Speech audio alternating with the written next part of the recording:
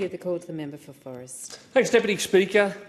Healthcare in this country, despite the press releases and the political spin, is under real pressure. And in regional communities like mine, the pressure continues to mount on families who simply can't afford it. We're seeing hospitals under strain and emergency departments stretched thin. Last year, I rose in this very chamber to draw attention to the ambulance ramping crisis in my seat of Forrest. And since that time, neither Labor government has taken action to address it. Ambulance ramping is unacceptable anywhere, but in the region it's worse because there isn't another hospital just down the road. The reality is that in regional communities like mine, the consequences are sharper and felt more deeply for local families. I was recently contacted by Kim in my electorate, who shared his telling experience with our local healthcare system. Kim doesn't need to see a doctor very often, but on this occasion he required a basic consultation by phone. He was told that it had cost him $75 for a few minutes on the phone. How can we expect that people struggling to manage their health affairs are faced with this as the first point of call with the health system? Because at the same time, we know that families are dealing with a lot right now.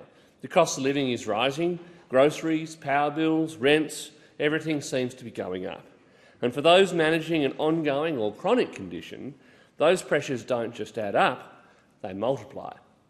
What creates that situation is where people are forced into a choice no Australian should have to make, a choice between getting care or keeping up with the bills. And that's just not good enough. Despite every talking point from those opposite, people in the regions don't feel the progress that this government claims to have delivered when it comes to healthcare. Take, for instance, Margaret River, where a surging population for the last 25 years has placed an ever-increasing demand on healthcare services. The local community in Margaret River is crying out for upgrades to the Margaret River Hospital because the current situation is simply unsustainable. That's through no fault of the local staff, the nurses and doctors on the ground, who are doing absolutely everything they can to deliver quality care to locals. This is a question of systemic under-resourcing. That's what I've heard from the locals, and so I encourage everyone in the Margaret River area and the surrounds to have their voice heard in this place by signing my petition to upgrade the Margaret River Hospital.